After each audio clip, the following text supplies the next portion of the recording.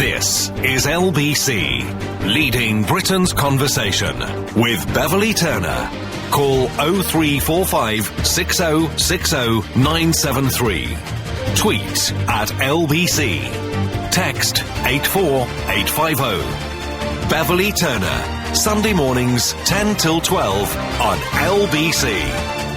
Good morning, this is Bev with you on a bizarrely warm December Sunday morning, so wind down the windows and straighten your Santa hat for the next 2 hours, because at 11 let's talk about Tyson Fury, who will be on the box tonight as a devout Christian with dodgy views on homosexuality, who has divided opinion on what it means to be your sports personality of the year. We're going to talk to his coach, Peter Fury, and also Kelly Maloney.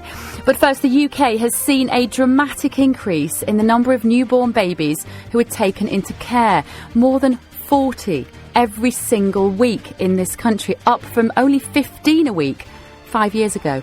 So I want to know why we are failing these new mothers over and over again. Did you see this story this week? It kind of made me stop in my tracks when I heard the figures. And I didn't really understand why it hadn't got as much press coverage as I thought that it deserved. 2018 babies in England were involved in cases like this in 2013. In 2008, it was only 802. So there are a total in this country of 70,000 children now in care. Almost half of the newborns who were taken from mothers already had other children who were in care, including one woman who apparently has had 16 children removed from her. This really shines a light for me, this story, on a problem in this country about the provision for vulnerable people. You may say these are teenage girls who should know better. I don't really see them like that. I see them as troubled, vulnerable, often young women who have a baby in difficult circumstances and are not even slightly supported once that baby is taken away from them. Guess what? They're going to have another one, which you probably would. If you've lost a baby and you've had a baby taken away from you and you are complex, vulnerable emotionally, you have a gap in your life that you want to fill. What do? You have another baby. So this is a problem for me, which is it's an underbelly of the society that we're living in, and I think we need to shine a light on it this morning, and I want to do that. So give me a ring, 0345 6060 973. Why do you think in this country we are failing these mothers over and over again? And why do you think this number is dramatically on the increase? This is the shocking bit. If you take it as an indication of whether we're as successful in a developed society, surely that is a figure that should be going down. Because isn't it always in the interests of families, of the future of an individual, to try and keep them within their family, if possible, if it is safe? 0345 6060 973 is the number. As always, you can text me on 84850. Tweet at LBC. We're going to speak now to a fascinating lady, Gena Holcomb-Jones, known as Gena. She's been interviewed in a relatively small piece in today's Sunday Times. And good morning, Gena. You're speaking to us from France, aren't you? I am. Good morning. Good morning. Now, just tell me a short potted history, if you would, of your particular story. You're a mother of 7, but your first 5 children were taken into care. Is that right? Yeah, that's correct. I had 2 of them in my care, and I was pregnant with the 3rd. Children went there one night. Me and my partner had a small dispute where he broke that up. I thought, well, he's in suffer for the night in the cells. You know you're never going to do that again. Social services got a referral from the police. Thinking that I was a battered woman, that I was receiving domestic violence on a regular basis, where it wasn't true, and they wouldn't let up. And it seemed from the outset that they were there just to take my children. No matter what I tried to do to convince them that it wasn't the case, I split up with my partner, I moved towns from London to Portsmouth. I'd done everything possible to show them that I was there to protect my children and that this wasn't the case, and they just continuously hounded me and followed me. Eventually, my 3rd child that I was pregnant with came 3 months prematurely because of the stress of their involvement. And it's been like that ever since. I split up with my partner. I left my kids, my 3 elder ones, indefinitely, and then found a new partner. I thought, right, well, it's a new partner. He's got no history. There's going to be no problems. I'll be able to start a new life, basically, as it was. And no, they just hounded me again, to the point where I left the UK when I fell pregnant with my 4th, because they said there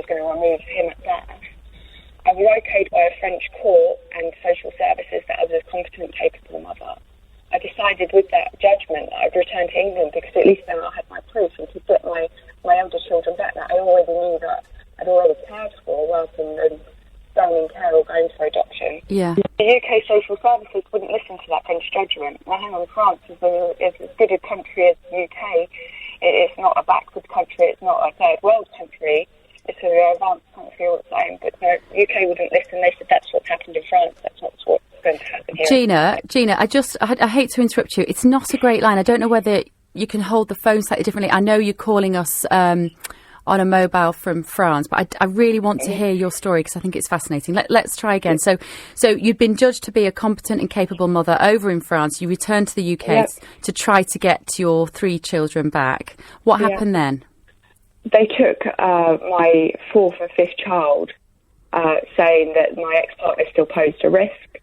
Then the pressures that they were putting on me and my current partner made our relationship almost dissolve because it was too much. And subsequently, they put our children up for adoption. And I tried to move on with my life. I put myself through college. I got myself a job. But there was always this void of wanting to mother my children that weren't there. I found myself at points even mothering my own partner, telling him that he could and couldn't do things when I actually had no case to tell him certain things. And it was getting out of control. And then I realised the void was that I was just wanting a baby or my children to be there. So when I fell pregnant with Ruby, my 6th child, I decided again that I was going to leave the UK, and we've never looked back. We've come back to France. We've set up life. We've got jobs. We've stabilised ourselves. We got okayed again for Ruby that we were capable, competent parents. Subsequently, we had Maisie just recently. She's only 4 months. The French didn't even reopen their case because we'd had Maisie. They just left it closed and are happy for us just to get on with that. But the UK doesn't want to listen. They don't care. So just because I'm slightly worried that our listeners may not be able to hear you quite as clearly as I can. Your situation being you had a partner that was abusive in terms of how social services view the situation. Therefore, you had your first 5 children taken off you in the UK. You moved to France where you were allowed to keep your 6th and 7th child. What is different, if you can explain to us, what do the French do differently to help vulnerable young mothers that we don't do in the UK? They have an understanding that things have happened in the past, but they don't dwell on it. They always look to the future, and it is down to you to change your situation. And if you want to change your situation, you can, and they will be there 110% to follow you, to support you, to guide you in all the choices that you may make. Whereas in England, they think that the only option is take a child away, that way it's not in danger, there's no risk of anything. But they don't understand that the child's then going to be adopted, the child's going to have for 18 plus years questions of where their biological parents are, and the parents are going to be left with this void. In the UK, there is no support. They say they have mother and baby units and support units and foster placements where parents can go with them. But hang on, out of my 5 stolen children, not once was I offered a placement. Not once. And all it was, in my case, was to prove that I could protect my children, that I was making the right choices with a partner or a new partner. Gena, that was it, the risk that they might be emotionally abused in the future. I just want to get you to respond to a couple of text messages which are coming in. So, for instance, this person has tweeted, Olga has tweeted at LBC, to say the woman has 7 children and 5 are taken into care and this is society's fault. Are you serious? Can you just respond to that? Because I know that's the reaction that we're going to get in the next 45 minutes or so. Did you hear the question, Gena? Sorry. Has she gone? I think she's gone. We're going to try and get her back because her story is very illuminating on this particular topic. But give me a ring. Let me know what you think. 0345 6060 973. Have you been within this system? Can you help me understand how the UK is getting this so wrong? There is no obligation once a baby has been taken from a mother who is deemed unfit. There is no obligation for the state to look after that mother. She's sent home, distressed, heartbroken. Can you help me understand how that's happening? Do you think it's acceptable? 0345 6060 973. You can text me on 848 84850. You can tweet at LBC or at Beverly Turner. We're going to return to your calls. We're going to try and get Gena back on a better line as well. As I said, she lives in France now. It's the only place she's allowed to keep her children. You're listening to Bev Turner on LBC, and it's 10:14. Beverly Turner, Sunday mornings 10 till 12 on LBC. Good morning, this is Bev with you. Now, you might have just heard Gena Holcomb-Jones try to speak to us from France. It was a really bad line. She was ringing on a mobile. We're going to speak to her again now. Hi, Gena. Hello, sorry about the technical issues. Don't worry, that's much better. If anybody that didn't hear, can you just briefly remind us of your story? You had 5 children in the UK, all 5 of them were taken into care, and you moved to France. That's correct. They were taken for the risk that they might be emotionally abused in the future. No, at any point did any of my children witness an argument with my ex-partner. And that's it, really. Never given any support. They were all taken for the what-ifs and maybe in the future, and not because they had actually been physically or emotionally harmed. Which, how can you fight against that? You can't win. It does seem extraordinary. Obviously, we're having messages coming in to say, you must have been doing something wrong, Gena. It doesn't happen. Social workers do not routinely take babies off mothers unless they are in a high-risk situation. How would you respond to that? I wish I'd done something wrong, because then it would make the damage to my children of their removal worthwhile, if that makes sense. It does make sense. If I had actually done something, then I could put my hands up and say, right, well, because you've torn them away from me, I can understand that damage from being torn away from me is just its worth. But it's not. And my children are now going to grow up with these questions. Well, where's my mum? I miss her. Why were they torn away from me at contact centres with them screaming and clinging on to me for dear life that they didn't want to go? How old were you, Gena, how old were you when you had your first? I was 18 years old when I had my first daughter. Okay. And all of the involvement in social care didn't happen until I was 20, 21 years old. When you have a baby taken away from you, and I really want to hear from other mothers who've been through this today, but when you have a baby taken away from you, what happens then? What kind of support do you get? Nothing. You get absolutely nothing. You'll get your contact with your child for a few months, and then once they've placed your child for adoption and say that you're supposed to get post-op contact as well, you get nothing.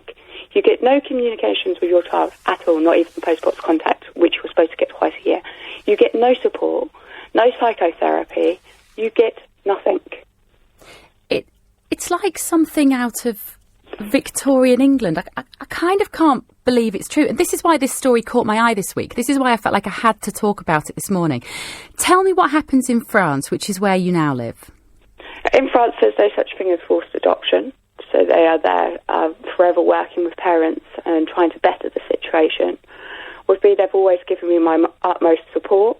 They've seen from the off that I'm a competent, capable parent. And yeah, I had an argument with my partner and I dealt with it effectively because I phoned the police and I asked for him to be arrested because I wasn't going to tolerate that behaviour in my house. But it seems that in the UK, if you ask for help, it's used against you. Whereas in France, they appreciate that you've asked for help because it shows that you've got insight into the situation and you're wanting to change the situation, but you don't know how. So they're only there to guide you and support you where you need it. Gena, just hang on the line for me if you can. I want to bring in our first caller. Joe has rung from Southfield. Morning, Joe. Thanks for ringing. Good morning. I can't say I have experience with the social services for any reason. Yeah. Thank God. I just find it...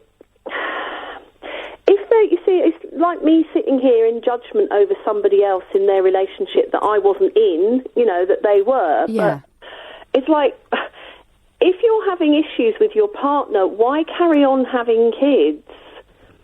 It's just like, don't bring any more children. I've got 2 that I'm unfortunately bringing up on my own now because their dad died last year.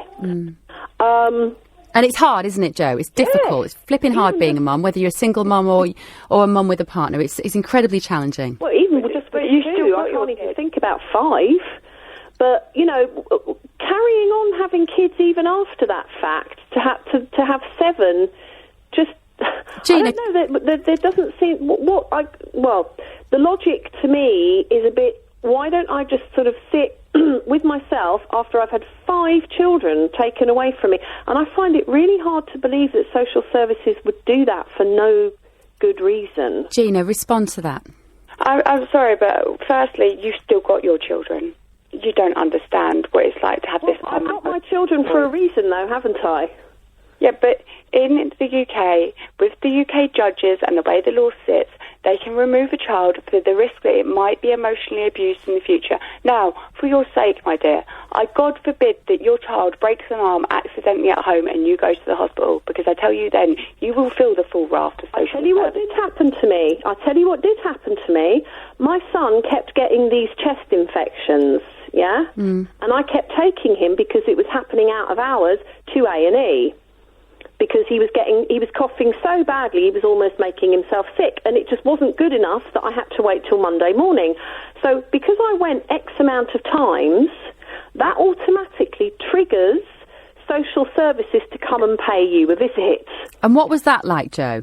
It was like, whoa, gosh, I didn't know that this was, I said to her, look, obviously she saw the record that he was coming there for chest infections. And it wasn't that he was coming there with broken legs, bruises, that kind of thing. Do you know what I mean? But I got paid a visit by social service, and it was quite shocking to me, because I thought, wow, gosh, So, because of the number of times I've taken him to A&E, because he wasn't well with this chest infection that was making him cough and cough and cough until he was sick, I've got a visit for it. I was shocked, but it's like, okay, well, so be it. If that's what has to happen, if it helps one child, then I have to bear I have to just take that on the chin. I have to just suck that up. Gena, can you respond to that? Well, then you was very lucky, and I hope that you don't have to go through that again. Because I know mothers that have go through anything I know mothers that have had a child upset and heartache. I don't wish that on you. I know mothers that have had to go to the hospital on one occasion just because of a broken limb that has happened quite accidentally in a park, and they've had their children lost for the rest of their lives.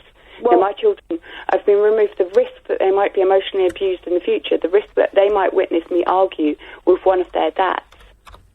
Not that they have, the risk that they might. Well, surely that must be a considerable risk then. Otherwise they wouldn't just be taking them away. If it was something that was so remote. I mean, even when you go to court, things have to be proven beyond a reasonable doubt. Yeah? I would imagine social services would be working somewhere along that premise. This is why I wish, actually, they wouldn't be going on about, we can't comment on individual cases. If they would come on now and be able to put their side of it across. I'm not calling you a liar, do you know what I mean? I'm a mother too. I can't even imagine what it would feel like having my kids taken away. I wouldn't wish anything nasty on you. I don't know you. But I'm just saying, commenting on from what I've heard, it's like, why would that happen? It just doesn't make sense. It seems... No, we have closed family courts, and you, the public, that aren't going through this personally, can't get that insight. And this is one of the things we're campaigning towards, is to have the family courts opened up. Unless the child has been proven beyond doubt that it has been battered to an inch of its life or sexually abused, then I think every case should go publicly and given the public's opinion, or even to have a jurors in the cases, because at least then we've got everyday normal people, not hypocrites that think they know it all, sitting behind a desk, ticking government tick boxes to earn their little bonuses. Gena, are you okay to stay with us for a little while? Yeah. Because I think your story is so powerful. We're going to get some more callers in just a second.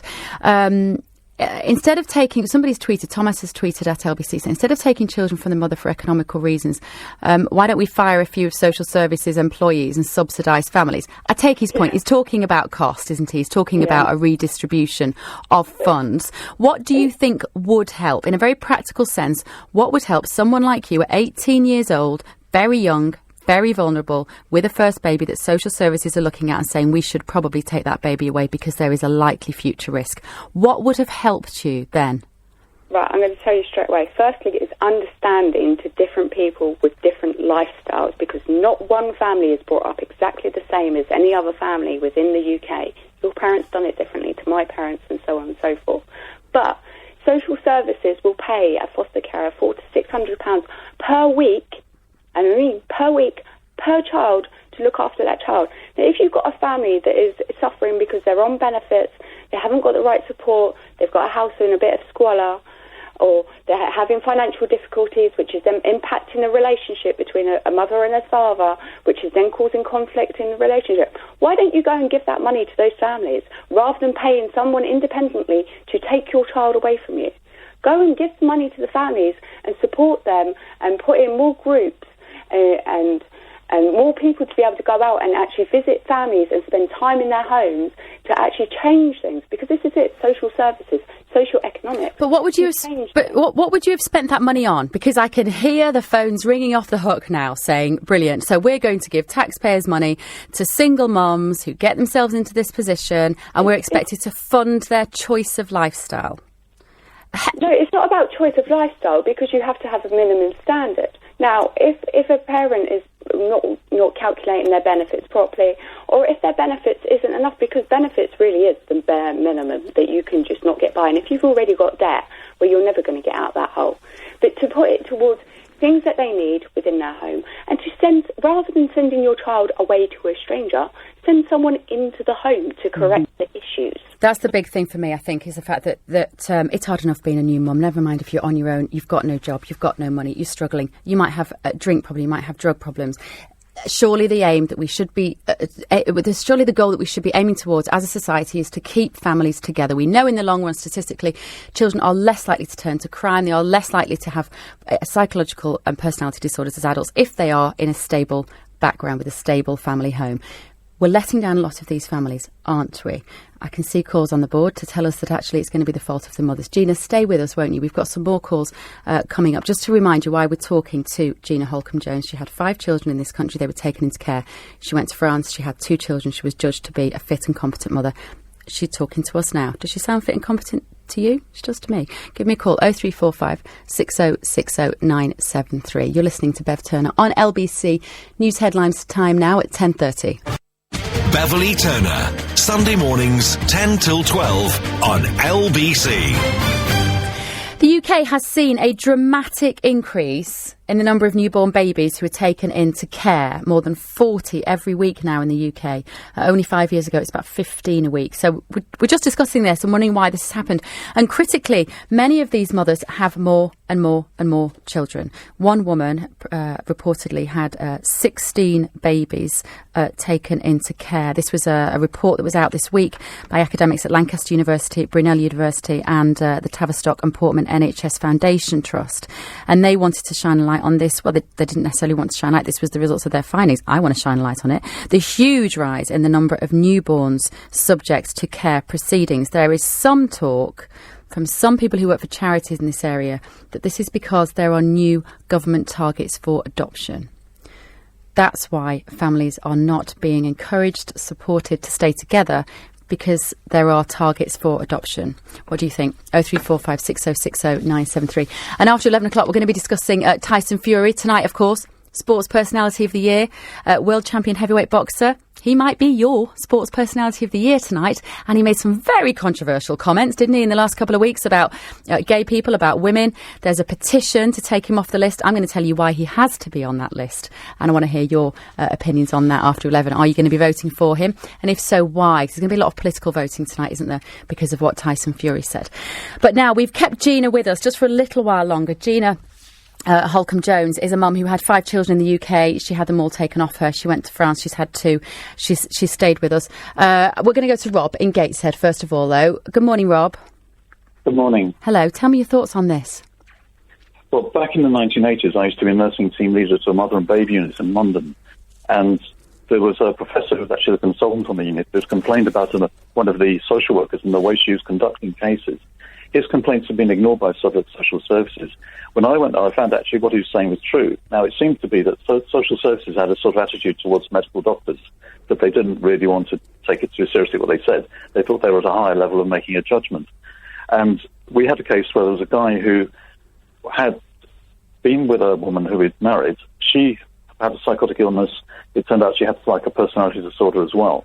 And she was abusive towards the baby. The baby was with us in the unit. He was divorcing her, and We wanted him to take the child. He was a perfectly responsible guy. There's no reason, no rational reason why he shouldn't do that. The social worker objected on the grounds that in the future he might remarry the mother. And the child was being taken into care. It's permanent adoption that would have occurred. Now, it was only because I complained and the consultant complained and the multidisciplinary team we were in backed us. And then we went to an inquiry that was held in the hospital with social services that child wasn't taken away. Now, if that scenario had played out outside of that hospital unit, there would have been nobody there to act as advocate for the father or advocate for the baby, who would have stayed with one of their own parents. And there would have been an adoption. Now, it sounds like it's got a bit worse because now there's these government targets, but back then it was bad too. I think it's always been bad because there isn't transparency, and these family courts are very secretive. Yeah, clearly, that's the one thing that I'm kind of learning this morning about how the family courts probably, I can't help but concluded so far at 10:38 on a Sunday morning, that they need to be more transparent so that we understand details of cases like Gena's. Rob, do you think then the part of the problem is that some people who have their children taken away from them just lack, how can I say this? Gena, don't be offended by what I'm about to say, but they lack perhaps the assertiveness, the maturity, the intelligence, the confidence to have the conversations that you were able to have on behalf of this father? Yeah, I mean, for him, he was a competent guy who was very articulate, but he was in a minority and he was dealing with a system that meant that if he hadn't been with us, there wouldn't have been like other authorities getting involved to argue his case and argue to social worker. And the social worker was acting irrationally. There was a history of this with other patients as well. Yeah. And because it had only been the medical consultant who had raised concerns, they had ignored that. And it was only because I joined with him, and then that led to a movement against that they sort of, if you like, bottled it and didn't do it. All right. Thank you, Rob. Thank you. It's a really brilliant insight. Gena, just one last question to you, and then I will let you go. Is that sort of sense of helplessness that you're up against the system that is very difficult to understand? Can you relate to that? Yeah, I can relate to that entirely. And it also reminded me of the Dr. Hibbett case. He ran a mother and baby placement unit, and he was paid lip service for social services to write bad reports regarding parents and exaggerating how bad the situation was. Now, these things do happen. You think there's support there with these mother and baby placement units. Well, one, you've got the slim chances to get into them. And secondly, then you've still got no support. And this is the issue ongoing. If you take away the targets, they'll have no choice but to support the families, and we would not have this issue of destroying children's lives. Children are innocent in this, and it's their lives that are being destroyed entirely. All right, Gena, just one last word from you. What is life like now for you living in France with your two children? I know you're keen to raise awareness of this issue, which is why you've spoken to the Sunday Times and why you're talking to us today. What is life like for you now?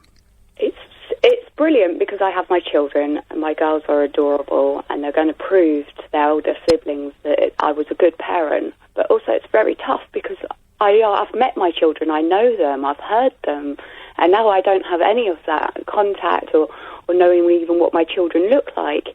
You've still got all these questions that run through your head 1,000 times a day of where are they? Are they all right? What's going to happen? Will they want to find me? Will they listen to me? And this is why I won't shut up about the situation. This is why I help families flee the UK, because they're not given a chance in the UK. Well, where I am in France, you're given a chance. They will help you to keep your child. They will support you. They will change your life if you're willing to change it with them. Just briefly, because you touched on it then, before you go, just tell us how you are helping families, as you say, to flee the UK. What do you do now? I run a support group called Fleeing Families. We're on Facebook and on the internet. We offer advice on where's best to flee, how to manage your money, translation services, put them in contact directly with the local authority in the different countries, so they've got immediate support if they do plan to flee with their children, as long as they're not on orders, or if it's a pregnant mother, for example. We do everything.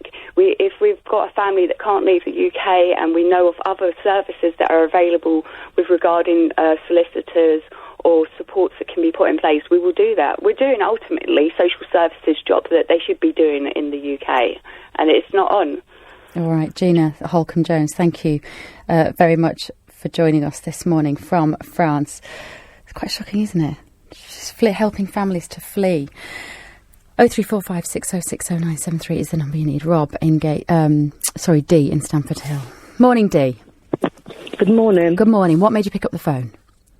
Right. First of all, I can definitely identify with that lady. You had somebody, Gena was her name, yeah? Right, you had somebody ring in after that talking about, they wouldn't do this and they wouldn't do that. You see, these people don't understand. Social services, that is how they are. It's a money-making business. And if they can take newborns, all the more money for them. I've been in the situation that Gena's been in, but my son, he wasn't a baby. He was about 10 years old. This was like about 4 years ago. And I had issues with contact in the courts with my partner. The issues was only about contact. The judge then drafted in social services to get a Section 37 report on my son's circumstances. I didn't really want to meet with the social services, but I thought I'd better do, otherwise, it's going to look like I've got something to hide. Yeah. I met with these people, and the first thing they said to me was, we're not here to take your son away. We're not here to take your son away. Well, evidently, after about 4 months, they decided that my son should go into care because he's at risk of significant harm. From who, Dee? From you or your partner? From me. My partner was in a different country because he works abroad. So what happened? Well, this is my new husband that works abroad. The ex-partner is actually my son's biological dad. Right. And he went to them and told them that I was a prostitute and this and that and the other. He told them all this many years ago, and social services did investigate. Case was unfounded. There was no evidence, so the case was closed. But when the social services got involved now, you see, all this comes back up because there's old records of that. They even said, that was nonsense. Then, 4 months later, they decided that my son should go into care. Well, I had 3 weeks to go to court for them. And I thought, you know what, that's what they're planning to do, because I know the history of the social services. So I took my son and I left England. Did you? Where did you go to? I went to the Caribbean. And? Where my husband was. After 6 months, because I kind of felt like a fugitive, my neighbour was ringing me, telling me that the police had broke into my old flat. I lost my flat, which was my home for 20 years because of all of that. After 6 months, when I put my son into secondary school, because he started secondary school in the Caribbean, I came back here, but I came back to sort this out, because I wanted it all sorted out, because I didn't want to be using my passport, flying here and there, and then be stopped and arrested at these airports. So I came back to sort it out. When I went to court, because I wouldn't tell them where my son was, because they came and said that they'd got a seek and collection order, like he was a dog. And because I refused to give them his whereabouts, they actually jailed me. And yes, and I was spent 7 months in jail. They said it was for contempt of court while they went looking for my son. Somebody actually told them where he was, a family member that I didn't really talk to, told them where he was. They actually flew out to the Caribbean to go and get him. Where he was presumably, had a nice life in the Caribbean at a good high school? He had a nice life. My husband was looking after him. He had a nice life. He was in the top school on the island. He was doing very well. And they went over there telling these people that I'm crazy. That's how they depicted me. I'm a crazy woman. They've come to get my son to put him in care back in England. Social services over there literally ran them off the island and told them, listen, when you come here, you are not social services. You ain't nobody. We don't do things like this. You're on our territory now. And that boy goes nowhere. Unbelievable story. Dee, thank you so much. What an incredibly powerful story. You're listening to Bev Turner on LBC, and we're talking about the problem of more and more children being taken from their mothers in this country, a shocking rise in the number of families who are being torn apart by social services. You're listening to Bev Turner. It's 10:46. Beverly Turner, Sunday mornings 10 till 12 on LBC. I'm really looking forward to talking to you after 11 o'clock about Sports Personality of the Year, which is going to be on tonight. We've got the dream team of guests on this topic. We're going to be talking to Sir Steve Redgrave, who himself won Sports Personality of the Year in 2000. We're going to be talking to Kelly Maloney, former boxing manager, of course, and former Frank Maloney. And we are also going to be talking to Tyson Fury's uncle and coach, Peter. More importantly, of course, I want to talk to you about it. I want to know if you're going to vote for Tyson Fury, and if so, why. You're going to be making a political point? Maybe, maybe not. But now back to your calls on the rise in newborn babies who are being taken from their mothers in this country. Sarah in South London. Hi, Sarah. Hello there. Hi. Tell me your perspective on this. I am a social worker in a child protection team, so Perfect. It is really interesting listening to what's being said. And obviously, without going into specifics of any one particular case, it's kind of, I think every decision about a child is made, well, certainly the children I work with, is made with a sort of multi-agency approach. So we always liaise with professionals in the police, in the health services, the mental health teams, and domestic violence services. And to get a case to court, there has to be a chronology and history of involvement that is relevant.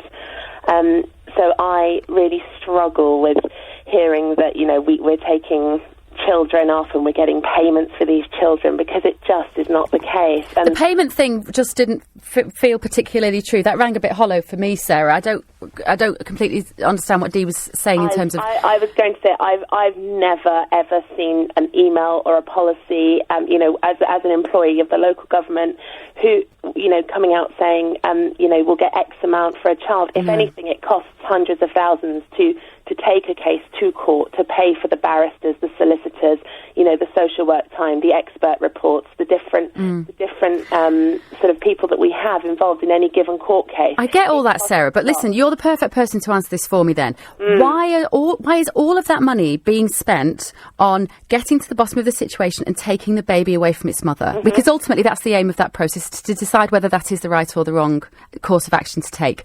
Why are some of those funds not being spent on protecting the mother as well as the baby? I think what's been missed out, certainly I tuned in quite late, so maybe you've had this discussion before, but in the run-up to going to court, it is, there would have been a child protection plan in place, or a child in need plan. There would have been a plan of support that was being offered to the parents and to the children to look at how that situation could be resolved. So, for example, if you've got a parent who's in a very, very violent relationship, there would have been attempts to work with both the mother and the father. So there would have been services in terms of helping to educate the mother around relationships, domestic violence, working with the perpetrators of domestic violence. So a domestic violence intervention program, 12-week programs or longer if needed, to look at why is this relationship like this? Is this the best relationship for you? But more crucially, how is the domestic violence affecting your children? I hear completely what Gena says in terms of, the children may not have been there, but we know actually when we speak to children that they do hear things and they do see things. And again, without going into the specifics of her case, every case I've ever worked on that's gone to court, there will have been an offer of support to that mother. And usually it would have been that they've chosen not to take that support up, or it hasn't worked for whatever reason, or they've resumed the relationship later on down the line. And it gets to the point where then the question is, right, when is this situation going to change? Is it going to change? And how is it impacting on the children? If those children were then in a situation where they were harmed in a situation between the parents, the question would then be, why didn't social services do something about it? But that is the problem with defensive practice, isn't it? This is and it happens in all sorts of areas of healthcare. It happens in maternity services as well. There is such a paranoia about being sued that often medical practitioners or perhaps social workers are erring too much on the side of caution and taking away more than 2,000 babies a year from their mothers, up from 800. I mean, the figures are shocking. I accept that the figures, they are really difficult to hear, but I think it's also when you're working in a sector that is constantly under financial constraints, and children. They've clearly got money. If they can send social workers on a plane to the Caribbean to get a poor boy who is apparently living the life of luxury in the sunshine, that just sounds wrong. I think that would have been, again, without knowing the ins and outs of that case, and I think that certainly goes in favour of the courts being more transparent and more open in terms of what they're doing. I completely agree, because then I think there would be less sensationalism around these cases, and I think it would really help to understand, as long as they're anonymised and the children, crucially, are protected and their names are protected, then actually I think, I'm all in favour of more transparency in the family courts, because I think it would actually allay a lot of people's fears and worries around the work that we do. All right, just stay there, Sarah, because I want to bring in Paul from Islington. Don't leave us yet, Sarah. No problem. Hi, Paul. Hello there. Good morning. You're a paramedic, are you? And in your experience, social services don't do a brilliant job. No. Tell me. Talk to me about that. They are too authoritative, for a start. They don't seem to have any empathy. They're too willing to take people to court very quickly. And a lot of these plans don't don't work for these families, it's because they're wrong. They're the wrong type of plan for the families. And I'm afraid that listening to all these children being... it's criminal. It's absolutely criminal. What would be the right type of plan, Paul? Tell Sarah, our social worker, what would work? The right type of plan would actually be to, empathise with these people, go in, help them like the French do, which we don't. We fail all the time. And, people do say, oh, we do this, we do that. I do come across quite a lot of social workers. A lot of social workers do not want to listen to you, even as a doctor or a paramedic, and their first instance is, oh, well, we're going to report this, and blah, blah, blah. Okay, Paul. Sarah, let me bring you in. Sarah, you're failing these people. I disagree. I think there's policies in place that everyone signs up to. The Children Act 2004 puts a duty on everyone to safeguard children. So that includes paramedics and doctors. And certainly in my experience, I've had a really good working relationship with the medical profession, and it's about respecting different people's opinions and points of view. And everyone will have a different opinion and point of view. I don't think it's about mudslinging at other professionals at all. Sarah, we've had a tweet here, if you could just respond to this, from Ford, who's tweeted to say, a big problem is that every 6 to 9 months you end up getting a new social worker and you have to tell them everything again. Is that happening? Yeah, I think there's definitely a problem with retention in child protection. I think it's a high level and very stressful job, and I don't think necessarily that social workers are always emotionally supported, but that is, and I appreciate that's not the purpose of today's calls, but absolutely, I think retention of social workers is poor, and it's a very, very difficult job. You're dealing with sort of high levels of cases of families who are in real crisis and have really complex needs, and I 100% agree with that tweet. Yeah, that it's horrendous for children, particularly, to have to keep telling their story over and over again. And there are paper files that obviously we do read, but it's never a real reflection of what's gone on. And, it's difficult for parents. I listen, I accept completely for parents and children. They're the ones who it's the most difficult for. Just want to bring in... Yeah. Thank you, Sarah. I think it is hard, and I think I'm yet to meet a human being who didn't want to stay with their mother if they had the choice. Youssef in Edmonton, I just want to bring in one last word to you. Good morning, Beverly. Good morning. I'm going to speak fast because I know you got a lot of phone calls. Yeah. My wife died many years ago, and she left me with 2 children, 3 and 4. Yeah. I referred myself to social services. They came around and they said, I got a letter a couple of weeks after saying Mr. Bloggs is quite capable of taking care of the children by himself, and they left me alone. Then about a year or so after, I went to the GP, talked to the GP about it. Then I got a knock on the door, surprise visit from social. I let them in the house. They came in, they looked around the house, they opened the closets and the fridge, and they saw it was full of food, etc., etc. Then I got another letter. Mr. Hall is quite capable of taking care of the children himself, etc., etc. And then I got a friend of mine who they took 2 children away from, and she got discharged from the hospital, and after she got discharged from the hospital, no support whatsoever. So I think they are failing social services. They're failing terribly.